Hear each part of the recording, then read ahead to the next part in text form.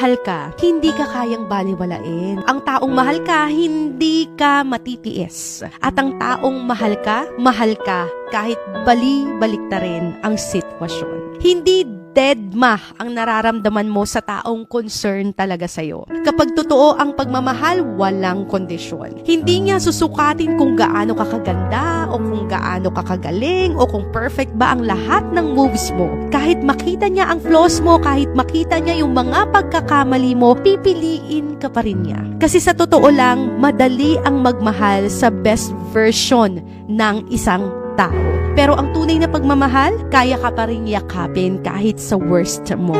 Kahit baliktarin pa ang sitwasyon, kahit gaano kahirap at kahit ilang beses ka pang madapa. Kung mahal ka niya, hindi siya aalis. Alright? I hate it when we are in a relationship tapos binabaliwala lang tayo ng isang tao. Tapos ang masakit pa dito, parang normal na lang sa'yong binabaliwala ka niya. 'Di ba? Kapag ikaw, mahal mo ang isang tao, matitiis mo ba na baliwalain ka? Matitiis mo bang hindi siya pansinin? Matitiis mo ba na hindi siya hanapin, hindi siya kausapin? Di ba hindi? Kaya nga tayo laging nag-chat ng I miss you, I want to see you, date naman tayo, tabi naman tayo, di ba? Kaya nga natin gusto yung mga yun kasi mahal natin yung isang tao eh. So minsan nakakaduda kapag sinasabi natin mahal natin yung isang tao pero binabaliwala lang natin. Binabaliwala natin yung message, binabaliwala natin yung presensya niya. Minsan magkaharap na kayo pero cellphone ka pa rin ng cellphone, di ba? Kapag mahal natin yung isang tao, hindi natin binabaliwala yung presensya niya. And much more, hindi natin binabaliwala yung mga efforts niya. Lalo na kung bigay siya ng bigay ng effort. Grabe yung pagpapakita niya sa'yo ng pagmamahal. Tapos ikaw parang, deadma lang, nonchalant lang, di ba? I understand may mga taong nonchalant. Pero, iba yung mga taong nonchalant sa mga taong